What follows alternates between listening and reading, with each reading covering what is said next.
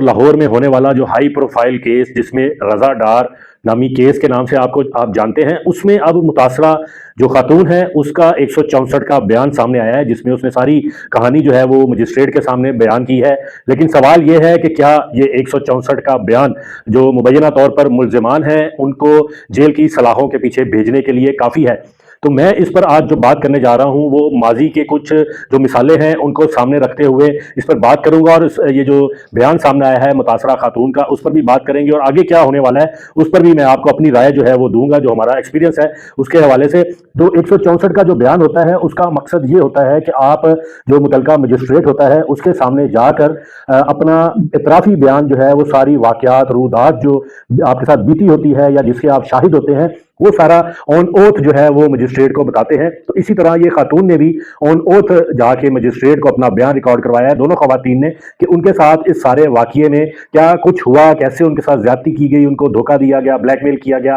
मुबैना तौर पर उनको डराया धमकाया गया असले की नोट पर। ये सारी बातें तो अपनी जगह पर मौजूद हैं, लेकिन क्या 164 का बयान हो जाना ही काफ़ी है? तो मेरी राय में, या मैंने जितने भी माहिरीन से बात की है तफ्तीश के हवाले से, फोरेंसिक्स के हवाले से, तो उनका यही कहना है कि 164 का बयान कानूनी तकाजे पूरे करने के लिए तो अहमियत रखता है, लेकिन क्या वाकई 164 के बयान के बाद मुल्जिमान को सजा हो जाएगी? तो ये अभी एक सवालिया निशान है, क्योंकि माजी में हमने देखा है कि जब 164 के बयान बहुत सारे हाई प्रोफाइल केसेस में हमारे सामने हुए, नैब के केसेस में हुए, एंटी करप्शन के केसेस में हुए, तो उसमें 164 का बयान रिकॉर्ड करवाने वाले लोगों ने तो इतराफ किया कि ये हमारे अकाउंट में जो मशहूर जमाना एक टीटी केस आपको याद होगा जिसमें 164 के बयान आते रहे, पापड़ वाला और रेडी वाला और मुख्तलिफ नामों से जो लोग थे उनके बयानात आते रहे, उन्होंने इतराफ कर लिया है या उन्होंने मजिस्ट्रेट को यह बयान दे दिया है कि हमें इन अकाउंट्स में आने वाली रकूम के बारे में नहीं पता, उनके कवायद को इस्तेमाल करते हुए ये अकाउंट इस्तेमाल किए गए और गैर मुल्की मनी लॉन्ड्रिंग करते हुए रकम जो है वो मंगवाई गई है या भेजी गई है, जो टीटी केस आपके नॉलेज में होगा। तो क्या उन इस 164 के बयानात के बाद मुल्जिमान को सजा मिल गई? बिल्कुल सजा नहीं मिली। आज वो कहां पर हैं, किन ओहदों पर हैं, ये आपको बड़ी अच्छी तरह पता है, और जिस दिन फर्द जुर्म आयद होनी थी उस दिन क्या हुआ वो भी आप लोगों को पता है। उसके ऊपर मैं अब तफसीली गुफ्तगू नहीं करूंगा, लेकिन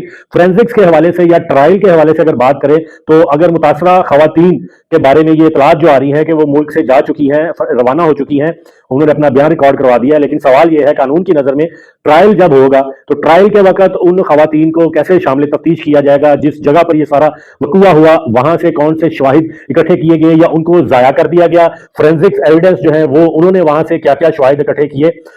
खवातीन ने जो बयान दिए हैं, जो उनके बयान में बहुत सारी ऐसी बातें हैं जिससे ये चीज अखज की जा सकती है कि जब तक फोरेंसिक्स वो वहां से वो एविडेंस इकट्ठी नहीं करेगी तो वो मुल्जिमान को, वो हकीकी तौर पर वही मुल्जिमान थे, वो साबित करने के लिए उनके लिए बड़ा मुश्किल हो जाएगा ट्रायल में। फिर खवातीन जो बयानात दे रही है जब उनका जरा होगी, उस पर बहस होगी, जो बयान उन्होंने 164 में दिया है वो एक्चुअल ट्रायल में भी वैसे ही रहता है या नहीं रहता, वो भी आप उसके ऊपर भी सवालिया निशान है। तो ये मामला जो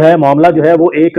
जो है वक्ती तौर पर तो हिजान की सूरत हाल पैदा कर रहा है, लेकिन अगर खवातीन मुल्क से चली गई हैं, फोरेंसिक मुकम्मल तौर पर शवाहिद इकट्ठे नहीं किए गए, और इसके अलावा जो बाकी चीजें जो कानूनी तकाजे पूरी करती हैं अगर वो मुकम्मल नहीं हुई, तो मेरा ये मानना है कि ये चंद दिन का केस है। रकम तो उन्होंने अपनी रिकवर कर ली है, खातून ने अपने बयान में भी कह दिया कि तकरीबन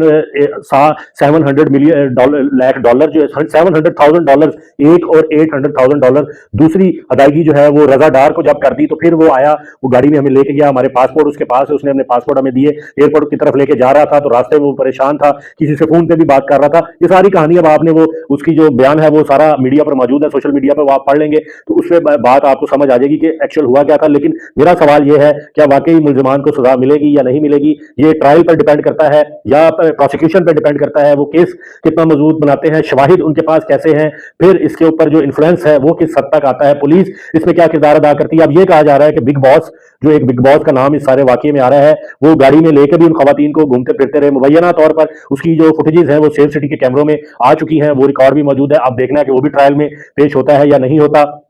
तो कहानी में इस वक्त जो है ना झोल बहुत ज्यादा आ चुका है, बजाय कि इसका इंसाफ होता, और जैसे कि सीसीडी के से तवक्का लोग कर रहे थे कि सीसीडी या फुल फ्राई करेगी या हाफ फ्राई करेगी, या वो नेफे में पिस्टल चलने वाली बात जो लोग कर रहे थे कि इस किस्म के वाकयात पर तो हमने माजी में यही देखा है कि वो नेफे में पिस्टल चल जाती है और वीडियो बयान सामने आ जाता है कि हम नाजेबा हरकत कर रहे थे, खवातीन को छेड़ रहे थे या उनको अगवा किया था, उनसे ज्यादती की थी, उनको गलत हरकत उनके साथ की थी, तो नेफे में पिस्टल चल गई, पुलिस आई, हमने भागने की कोशिश की और नेफे में पिस्टल चल गई। यहाँ पे ऐसा अभी तक कुछ नहीं हुआ और होना भी नहीं है। वो یہ کیس جو ہے اس کو جتنا آپ میڈیا کے اوپر لے کے آئیں گے اتنی کیا سرائیاں زیادہ آئیں گی, اتنی باتیں زیادہ آئیں گی, اتنا کیس کے جو حقائق ہیں وہ مسخ ہوں گے. جیسے کہ اب وہ پنکی والا کیس آپ کو یاد ہے نا, جو کراچی سے منشیات والی پکڑی گئی تھی,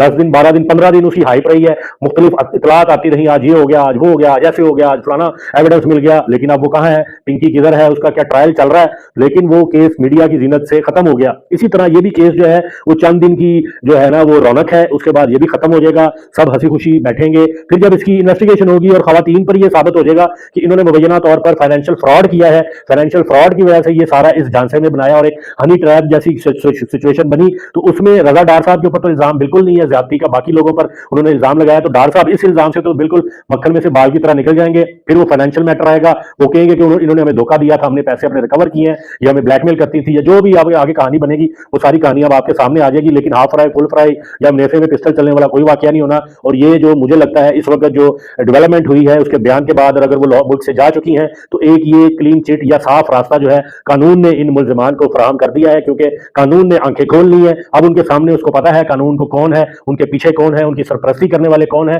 اگر کوئی غریب ہوتا تو نیفے میں پسٹل بھی چل چکی ہوتی اور قانون اندھا ہوتا, اور اس کا ٹرائل جو ہے نا وہ اب تک مکمل ہو کے اس کو سزا کی طرف لے جایا جا چکا ہوتا.